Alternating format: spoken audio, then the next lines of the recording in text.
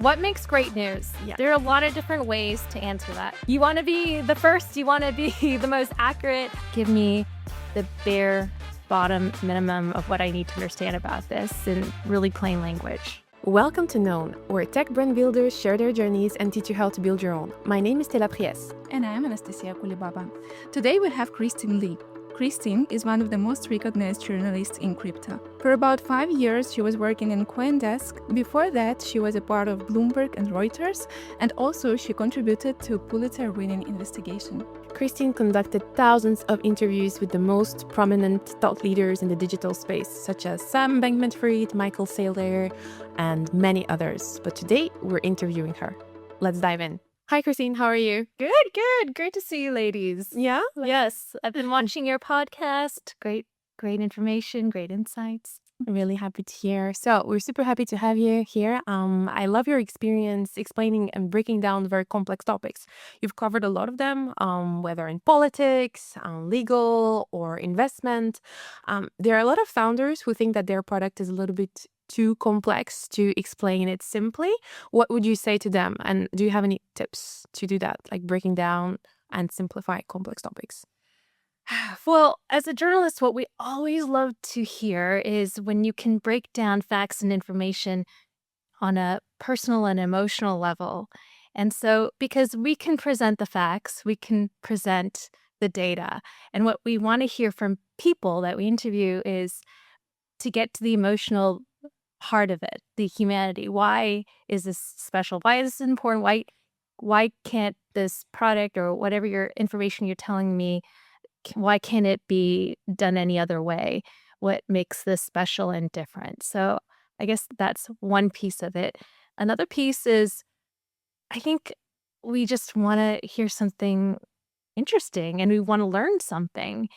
And how would you explain that to someone that is like your grandmother on a kitchen table in plain language, table economics, we call it, that your grandmother, your father, your son or daughter could understand? And so, because that's the people we want to talk to. We want to talk to everyone out there, make them included, and help them learn about something new, fascinating, educational. Do you say that a lot when founders are too complex, too difficult to explain to the grandmother or child? Yes, a common refrain from some journalists will, okay, I'm stupid. Explain it to me in simple terms that I can understand. Just to break the ice a bit, get you out of your frame of mind, your talking points, and just like give me the bare bottom minimum of what I need to understand about this in really plain language. I want to talk a little bit more about your experience in content because you've been filming. I don't know if you even know anything about the number, like thousands of hours of content, right? You've been recording so much. Easily. And nowadays, I feel like a lot of people think that more is best. What do you think about that? Like, is it more about the quality or the quantity or both? Talking about like your presence as a builder, founder on different media channels. What do you think about that? Like, should someone take all the speakership opportunities everywhere and post every day, or more have a curated presence? I've done it both. Like, I've done it all. Like, I've done it where I've done daily videos, daily interviews, like several interviews a day, 5 days a week. And I've done more focused interviews that have more thought put into it, that are longer, that I guess are more well thought out. It's hard to say. I think each has their use and value. I mean, with the daily content, people like having a reliable source of information that they can just tune into anytime. Anytime the news hits, they can reliably click on this platform and see that it's being talked about by someone. There is value to that. In terms of what was popular, it was very random sometimes. I mean, sometimes some videos that I thought, this has really interesting news content, and you'd watch the interviews and, they'd generate some views, but not spectacularly so. And sometimes the most random stories where you don't think, oh, that may not particularly like go viral, but then it does, and you're really surprised. Why do you think that is? Because I hear that quite a lot. Like, Mhm. why do you think that is? The algorithm, maybe I've been told that maybe it's being manipulated by the companies that support The narrative. the narrative Yeah. of what that. But I don't know. It often seems random. All of the above, or maybe you're touching on. Okay, but if I were to give some advice, it would be if you're touching on something newsworthy of the day. For instance, I talked a lot about how Trump and China were going back and forth in tariffs, and really anytime we did a story like that, it was very popular. And I noticed that. And so people were really just interested, invested, and this was moving markets, so that was a worthwhile story to talk Right. about. You think it's also because of the emotional components of that? The markets, I mean, people are there's an It's about emotional. politics and Oh, okay. I I don't think it's necessarily the emotional component of talking about politics, but it moves markets, and people are constantly searching for information on how the markets are gonna move, and I think, yeah, those stories are popular. It was always popular to talk about the price of Bitcoin, the price of different cryptocurrencies. That was always something that could possibly go viral. Yeah. And in terms of the more curated content, I mean, that's personally what I love. I love content that is really well thought through, that can tell you something educational, meaningful, and that is good quality. But surprisingly, I've seen some videos that hit all those marks, but they are not particularly popular. So again, I don't know how the algorithm works sometimes. Sometimes it's a hit, sometimes it's a miss. Right. What do you think about AI in media? We see already we work as a communication agency. We're pitching a lot of media outlets, and we see how some of the media outlets are already replacing or adding AI as authors of content that is getting published on the websites. Mhm. So, what is your take on this? How do you see the media of future? So I think there is a hype cycle with AI. We're in peak AI hype cycle mode where we have devastating announcements where half of like Meta is being laid off, or thousands of jobs are being laid off. We have Dario Amodei, the CEO of Anthropic, saying that 50% of white collar entry jobs are going to be lost in the next 5 years. So there are, but I feel like especially with Anthropic, they often make these doomsday announcements, often as an attempt to raise money or gain attention, and it just seems to be their shtick. And so we're seeing the reaction, but I often question the reaction because when you have something like Claude Code coming out and people think, oh, well, I'm a software engineer now. I'm going to I'm going to vibe code and make the next great software program. And what we're finding now is that, well, actually, there's a lot of glitches in that code that that makes for a lot of AI slop out there. And I think the same happens with this AI news that Mhm. is being churned out. There are mistakes, there are hallucinations.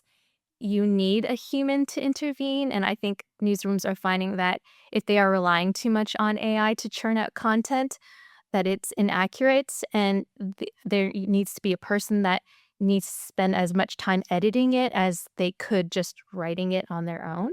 So I think AI has still a ways to go. Maybe we can see further model improvements. There are certainly a lot of companies out there that are hiring reporters, hiring journalists and writers to improve their models to churn out better news content. So certainly room for improvement, but I think there's definitely some hype behind it, peak hype that is going to go through a trough and then perhaps rise again. And you think that we're on the top? Look around, yeah. I think it's definitely not. I want to talk about your presence, on-camera presence, and any tips that you have learned throughout the years and many hours of content recording. What do you think makes a good host, a good podcast host, a good anchor? What draws attention towards you as a speaker? Well, I just think of the hosts that I like, and it's usually folks that are true to themselves, that are authentic. And isn't that the saying these days? Like, people really want content where people are being authentic and genuine, and that's why I don't think these AI presenters will really take off. Yeah, because it was like a follow-up question. Actually, I'm people- excited to hear this too. people want to interact with something real. I personally made an AI clone of myself to be a newsreader, but I'm watching it and I'm thinking I would still prefer to watch someone real and someone who makes mistakes and That you can relate to like, and build a exactly. connection with. You still want a connection with someone.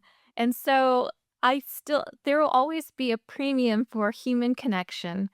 And so that will always be in demand. So if you want a future-proof job in the future, it's probably something where you need human connection, and that will be a premium in the future because you'll have all these AI assistants or what have you, these robots assisting you. Yeah. Very interesting take, actually, about the need for the human connection and building this future-proof career as someone who can provide that in a very automated and dry world. So, but how do you keep this authenticity? I mean, maybe it's a dumb question, but when you talk about very, let's say, like tech topics, or let's say you have a product, you're a founder who's developing this new software for like something very technical, do you have tips to make it a little bit more lively, a little bit more attention worthy? Yeah, tell your personal story of why you created this technology, why you created this product, how it relates to you and your family, and I find those are so touching. I mean, I hate to admit this, but the first time I saw the Memento ad in Instagram, do you know what this is? Basically, it's you talk to this app and you create answers, and it tells you your life story. And the person who created this product relates to how he lost his parents and wishes that he had a product like this so that he could keep the memory. And I was like, oh no. Wait, I haven't heard of this product, actually. Have you ever? No, never heard of it. Yes. So what does That it? Zero knows me well. It just sold me this product and it got me. Yeah. So what did you say? Oh my gosh. Instagram is going to sell this to me like infinite fold now. So nice. Then get ready. I'm so excited. And For all of us. it's gonna give you all ads. But what do you say it does is it tells your life story, or like No, it gives you a couple of questions, you answer it, or you have your parent or someone answer it, and it recreates a photo album or like a historical record of this person. oh wow, Like a memory book. like a little biography. A scrapbook. Okay. Amazing. We'll check it out. Little product placement here. Memento did not pay for ad space in this podcast. Not yet. But they could. Okay. Yeah, speaking about authenticity, you mentioned this when we were discussing AI presenters and real people. You interviewed so many amazing speakers, and I want to speak about those who are not that visible as the people that you interviewed, like Michael Saylor, Sandra. Yeah, all of them. Like, you interviewed the like Some of the biggest names people, in crypto. So speaking about the founders that are building their amazing products and that they're not that visible, how do they attract attention from reporters like you or others? Do they need to be authentic? Do they need to tell the story? What are the tips that you can give for the founders that are not that big, but they want the visibility and they want to be able to speak to the bigger audiences through the shows that, like Mhm. some of them you built yourself, right? I would say to establish yourself as a thought leader. So in news, we just want to give people the latest, greatest expert information uh, at the moment on a given news story. And so if someone can offer insights that can improve and advance that story, that is infinitely helpful to what we want to do. So if your product is related to research and you could talk about price and sentiment, that's something that we would love to talk about with early founders. So what have they found? How they can extend the story and perhaps shed light on why prices move or not. Or if you are selling a product, I don't know, like what other research products, data products, if you find that your product has some news value that can further a story that is very I guess, has a lot of impact on a lot of people right now, that's what we wanna hear. If you are a thought leader and can contribute to what everyone is impacted at the moment. Yeah, these are great advices. Yeah, so in the end, we are all targeting those masses, like the audience that you can communicate with through media, right? So when the founders pitches themselves, they need to think about the end customer who will listen the story and make sure that they provide impact that you can see as a reporter, right? Mhm. Well, and there aren't many narratives out there. I think a lot of founders and CEOs, they have their own narratives that they wanna push out there, and journalists, well, have a different narrative. We wanna make sure people have the best information, the latest information, and serve them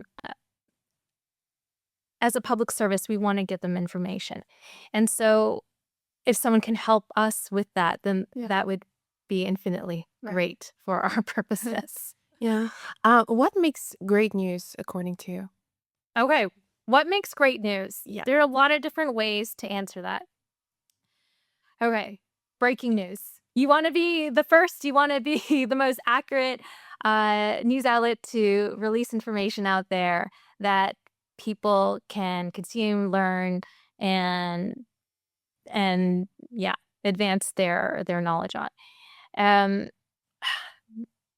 we also want to personalize the news in a way, and when I think of that, I think about my time covering politics, and people would come to. I used to work at the Massachusetts Statehouse covering folks with different causes, education, teen pregnancy, uh, gun rights, and everything, and I and it'll just be burned in my memory when rape victims came and they want to extend the statute of limitations for rape, and they told me their stories with incredible honesty and yeah, bravery and courage.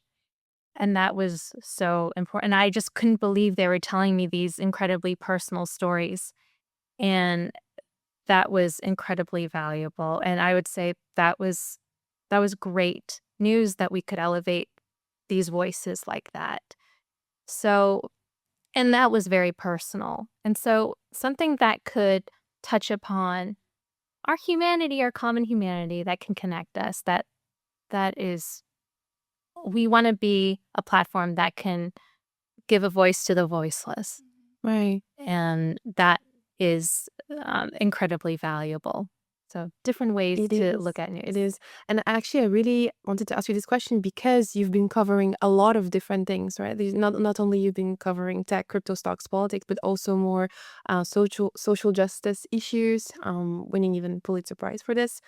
Talking about your investigation with the NYPD and Oh, evictions. yes. Yes. Yeah, so that's very impressive. Yeah. And across all of these different niches or beats are like great news, right, at the core of that. So yeah, your definition of what makes great news is based on, I guess, all of these different experiences that you're taking from.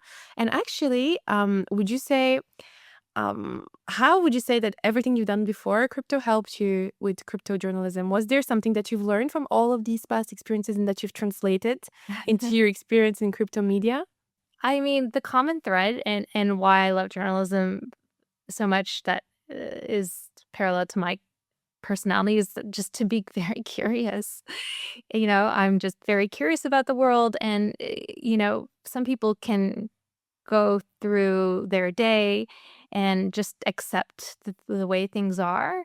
And I'm just of the personality where I really just question the way things are. And the more you question things, the more you arrive at an element of truth that may have been hidden. And I'll give that example of the NYPD investigation for which we won a Pulitzer Prize for. So that was a routine story.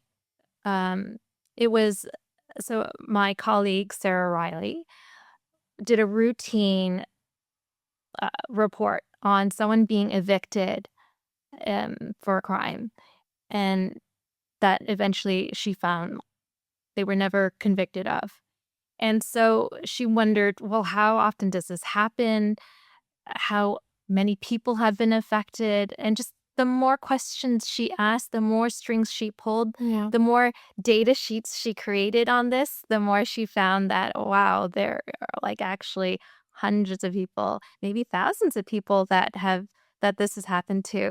And so that's when I was brought on as a researcher and a reporter, and we went through all the boroughs, the courthouses in every borough of New York City, digging, mining for this data, arguing with clerks to give us this data that we had to ask for individually of every case, and we looked at hundreds and hundreds of cases, and just continuing to ask questions of and who are these people that were forgotten about, that were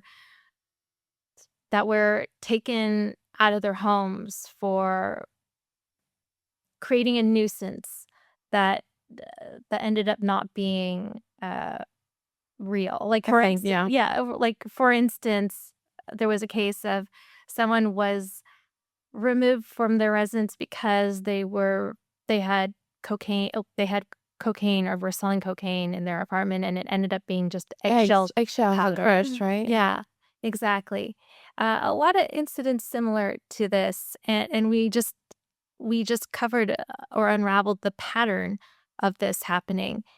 And so, just the more questions you ask, at the end of the day, it was a lot of grinding, a lot of groundwork, and honestly, I didn't think that I thought the work was amazing work, but I didn't realize the impact that it would have, because when we did report the numbers, when we did report the data, you couldn't refute it. And so there was a judicial review of judges and how they were adjudicating these nuisance abatement laws, and there were sweeping changes to the laws at City Hall. There was real change, and we were ProPublica, the organization we were working for, was awarded the Pulitzer Prize. So we were completely shocked. To that's real impact journalism. Yes. That's amazing. I also believe that when you ask more questions, you can stay younger. Yeah. They go back. The curiosity is something that differentiates younger people from the older ones, because older people, they usually know all of the answers, and then when the youngest, they're asking questions. So it's really nice that you can stay young when you do journalism. And I think that this is the same question that founders that we started with can work on when they're building products, because sometimes they're so focused on what they do, they think that everyone understands them, but when they actually go outside, they're not ready for the questions that will come from the audience. And yeah, that's like, this is the like the connection that I feel. Okay. So stay younger because of the Yes. curiosity, but at the same time, grow very strongly white hair because of the stress, or Exactly. Always be a student, always ask questions, always be willing to learn. Yeah, for sure. Yeah. So if you had to give, let's say, 3 tips in order to be a better communicator, to build great news, what would they be? So 3. I think that from what we've discussed, I understand that the most important thing for you is really creating this human connection between the product and, well, what it's supposed to do, well, the impact it's supposed to have. What else was there? Like a very important. Yeah, you be yourself. Yeah, Your authentic self. and what would be the last one? You have to try to be the thought leader. Try to offer some expert advice that is valuable for people to understand the world around them. Yeah. Thank you so much. Thank you. And before we wrap it up, we actually have a little tradition, which is flash questions. What? So the format is kind of like this or that, and you have to choose a couple of routes. No, both. Okay. And yeah, that's the only rule. So are you ready? All right. Okay. As fast as possible, Oh my without goodness. thinking. Visibility or credibility? Credibility. Okay. Breaking fast or getting it right? Getting it right. Depth or accessibility? Depth or Depth. Oh, depth or Yeah. accessibility. Accessibility. Okay. Consistency or originality? Originality. Okay. Audience growth or audience trust? Audience trust. And finally, human anchor or AI anchor? Oh, human anger for sure. Thank you so much, Christine. Thank you, ladies. What a pleasure. Thank you. This was Known. Thanks for watching, and don't forget to subscribe.